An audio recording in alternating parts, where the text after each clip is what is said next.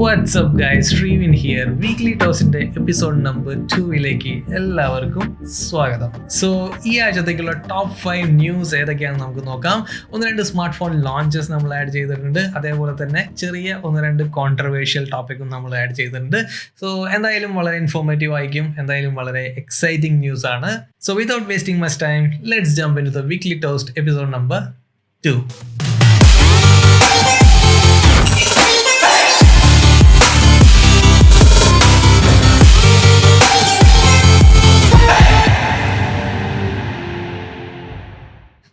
So at number 5, we have Realme C11.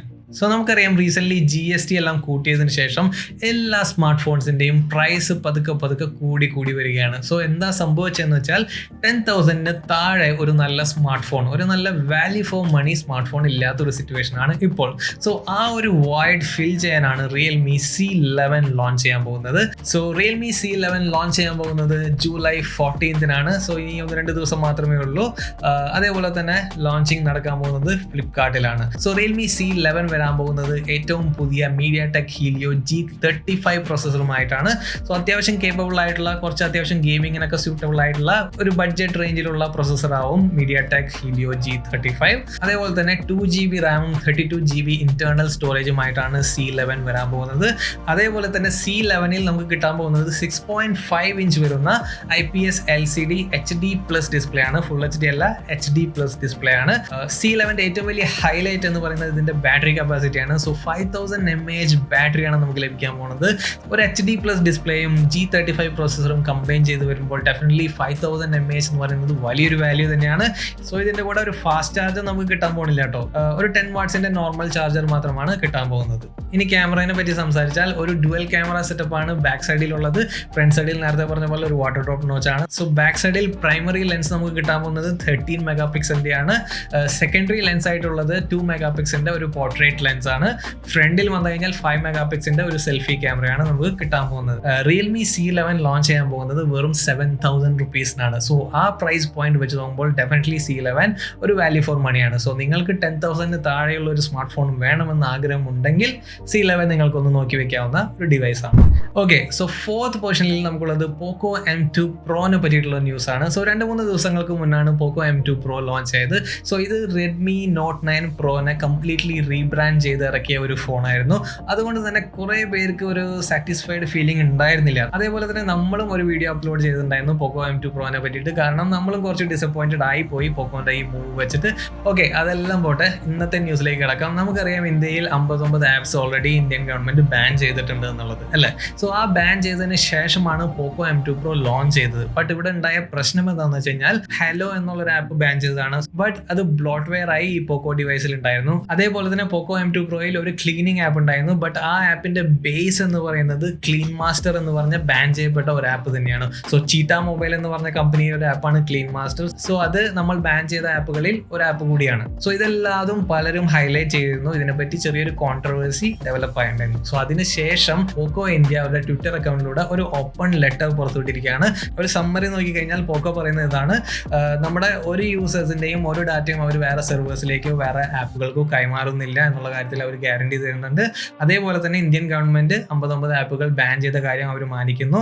So ഈ 2-3 ആപ്പുകൾ പോക്കോയിൽ detect ചെയ്തത് ഉടനടി വരാൻ പോകുന്ന ഒരു സോഫ്റ്റ്വെയർ അപ്ഡേറ്റിലൂടെ അവർ കൃത്യമായി റിമൂവ് ചെയ്യുമെന്നുള്ള കാര്യം കൂടി പോക്കോ ഈ ഓപ്പൺ ലെറ്ററിലൂടെ പറഞ്ഞിരിക്കുകയാണ്. സോ ഈ ആപ്പുകളെല്ലാം തന്നെ റിമൂവ് ചെയ്യുന്നത് ഡെഫിനറ്റ്ലി പോക്കോന്റെ ഭാഗത്തു നിന്നുള്ള ഒരു റൈറ്റ് മൂവ് തന്നെയാണ്. ബട്ട് ഈ 59 ആപ്പുകൾ ബാൻ ചെയ്തതിന് ശേഷമാണ് Poco M2 Pro ലോഞ്ച് ചെയ്തത്. സോ അങ്ങനെയുള്ള ഒരു സ്മാർട്ട് ഫോണുകളിൽ ആ ആപ്പ് ഡിറ്റക്ട് ചെയ്യുന്നത് കുറച്ച് മോശമായ കാര്യം തന്നെയാണെന്നാണ് ഞങ്ങളുടെ അഭിപ്രായം. സോ എനിവേ ഈ സോഫ്റ്റ്വെയർ അപ്ഡേറ്റിനായി നമുക്ക് വെയിറ്റ് ചെയ്യാം. പോക്കോ ഏതൊക്കെ ആപ്പ് റിമൂവ് ചെയ്യുമെന്നുള്ളത് നമുക്ക് നോക്കിയിരുന്ന് കാണാം. അടുത്ത ന്യൂസിലേക്ക് കടക്കുന്നതിന് മുമ്പ് ഒരു ഇമ്പോർട്ടൻറ്റ് കാര്യം: നിങ്ങൾ ആദ്യമായിട്ടാണ് നമ്മുടെ ചാനലിൽ വരുന്നതെങ്കിൽ ഇപ്പോൾ തന്നെ സബ്സ്ക്രൈബ് ചെയ്യുക. Also turn on the notification. കാരണം ഹൈ ക്വാളിറ്റിയിലുള്ള മലയാളം ടെക് കണ്ടന്റ് ആണ് ഞങ്ങൾ നിങ്ങളിലേക്ക് എത്തിക്കാൻ ശ്രമിച്ചുകൊണ്ടിരിക്കുന്നത്. സോ ഡെഫിനറ്റ്ലി ഇപ്പോൾ തന്നെ സബ്സ്ക്രൈബ് ചെയ്യുക. Okay, done. സോ ഇനി പോയിന്റ് നമ്പർ 3ലേക്ക് കടക്കാം. OnePlus Nordന്റെ ന്യൂസിലാൻഡ് എങ്ങനെയാണ് ഒരു വീക്ക്ലി ടോസ്റ്റ് എപ്പിസോഡ് ഉണ്ടാവുക? സോ അറ്റ് നമ്പർ 3 നമുക്കുള്ളത് OnePlus Nord ആണ്. ഇതിനകം തന്നെ എല്ലാവർക്കും അറിയാവുന്ന ഒരു കാര്യമാണ്, ജൂലൈ 21 OnePlus Nord ഇന്ത്യയിൽ ലോഞ്ച് ചെയ്യാൻ പോകുന്നത് അല്ലേ. പുതിയൊരു ഇൻഫർമേഷൻ എന്താണെന്ന് വെച്ച് കഴിഞ്ഞാൽ ജൂലൈ 15 OnePlus Nordന്റെ പ്രീ ഓർഡർ ഇന്ത്യയിൽ സ്റ്റാർട്ട് ചെയ്യാണ്. സോ നിങ്ങൾ OnePlus Nord വാങ്ങാൻ പ്ലാൻ ചെയ്യുന്നുണ്ടെങ്കിൽ definitely don't miss the date. July 15 Amazon.com നിന്ന് നിങ്ങൾക്ക് പ്രീ ഓർഡർ ചെയ്യാൻ സാധിക്കുന്നതാണ്. ഓക്കെ, OnePlus Nordനെ പറ്റി കുറച്ചുകൂടെ കാര്യങ്ങൾ നമുക്ക് ഡിസ്കസ് ചെയ്യാം. സോ ഈ ഫോണിന്റെ ലോഞ്ച് ഇവന്റ് കുറച്ച് സ്പെഷ്യൽ ആണ്. OnePlus പ്ലാൻ ചെയ്യുന്നത് ഒരു AR ലോഞ്ച് ആണ്. ഓക്കെ, AR എന്ന് പറഞ്ഞാൽ ഓഗ്മെന്റഡ് റിയാലിറ്റി. അതായത് ഈ ലോഞ്ച് ഇവന്റ് അറ്റൻഡ് ചെയ്യുമ്പോൾ നമുക്ക് അവിടെ ആ ഒരു പൊസിഷനിൽ ലൈവായി നിന്ന് അറ്റൻഡ് ചെയ്യുന്ന ഒരു ഫീലിംഗ് ആണ് ലഭിക്കുക. നമ്മൾ ഈ ഫോണായിട്ട് തൊട്ടടുത്ത് നിന്ന് ക്ലോസ് ആയിട്ട് ആ ഫോണിനെ വാച്ച് ചെയ്യുന്ന ഒരു ഫീലിംഗ് നമുക്ക് ലഭിക്കും. സോ ഇതാണ് ഓഗ്മെന്റഡ് റിയാലിറ്റി കൊണ്ട് മീൻ ചെയ്യുന്നത്. സോ ഇത്തരത്തിലുള്ള ഒരു ലോഞ്ച് ഇവന്റ് എക്സ്പീരിയൻസ് ചെയ്യാൻ വേണ്ടിയിട്ട് OnePlus ഓൾറെഡി ഒരു ആപ്പ് ലോഞ്ച് ചെയ്തിട്ടുണ്ട്. സോ ഇത് നമ്മുടെ പ്ലേ സ്റ്റോറിൽ നിന്നോ ആപ്പ് സ്റ്റോറിൽ നിന്നോ നിങ്ങൾക്ക് ഡൗൺലോഡ് ചെയ്യാം. OnePlus Nord AR ആപ്പ് എന്ന് സെർച്ച് ചെയ്താൽ മതി. സോ നമുക്ക് OnePlus Nordന്റെ ഓഗ്മെന്റഡ് റിയാലിറ്റി ലോഞ്ച് ഈ ആപ്പ് വഴി എക്സ്പീരിയൻസ് ചെയ്യാൻ സാധിക്കുന്നതാണ്. അതേപോലെ തന്നെ ചെറിയൊരു ഇൻഫർമേഷൻ കൂടിയുണ്ട്.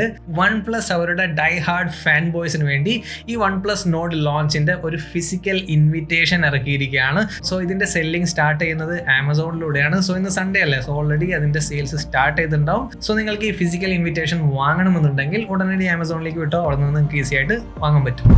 At number 2 we have MI community. MI കമ്മ്യൂണിറ്റീനെ പറ്റിയിട്ട് അറിയാത്തവർ വളരെ വളരെ ചുരുക്കമായിരിക്കും. എസ്പെഷ്യലി ഷവമിയുടെ ഫോൺസ് യൂസ് ചെയ്യുന്നവർക്ക് എല്ലാവർക്കും കൃത്യമായിട്ട് അറിയാവുന്ന ഒരു കാര്യമാണ്. അറിയാത്തവർക്ക് വേണ്ടി പറയാം, ഷവമിയുടെ ഫോണുകളെ പറ്റിയും അതിൻ്റെ ഫീച്ചേഴ്സിനെ പറ്റിയും എല്ലാം ഡിസ്കസ് ചെയ്യാൻ പറ്റുന്ന ഒരു ഫോറമാണ് MI കമ്മ്യൂണിറ്റി. ഈ ഫോറം യൂസ് ചെയ്യുന്ന ഒരുപാട് ഇന്ത്യൻ യൂസേഴ്സും ഉണ്ട്. ബട്ട് ഇവിടെ പ്രശ്നം എന്താണെന്ന് വെച്ച് കഴിഞ്ഞാൽ ഇന്ത്യൻ ഗവൺമെന്റ് 59 ആപ്സ് ബാൻ ചെയ്തല്ലോ. സോ അതിൽ MI കമ്മ്യൂണിറ്റിയും ഒരു ആപ്പാണ്. സോ ഇത്ര നാള് ഷവമി അത് ഇന്ത്യയിൽ ഡിസേബിൾ ചെയ്തിട്ടുണ്ടായിരുന്നില്ല. സോ ബാൻ വന്നതിന് ശേഷം ഒരു 2 ആഴ്ചയ്ക്ക് ശേഷം 2 ദിവസങ്ങൾക്ക് മുന്നാണ് MI കമ്മ്യൂണിറ്റി ഒഫീഷ്യലി ഡിസേബിൾഡ് ആയത്. സോ അതിന്റെ വെബ്സൈറ്റ് നിങ്ങൾ വിസിറ്റ് ചെയ്താൽ അതിൽ കാണാം ടെമ്പററിലി അൺഅവൈലബിൾ എന്ന്.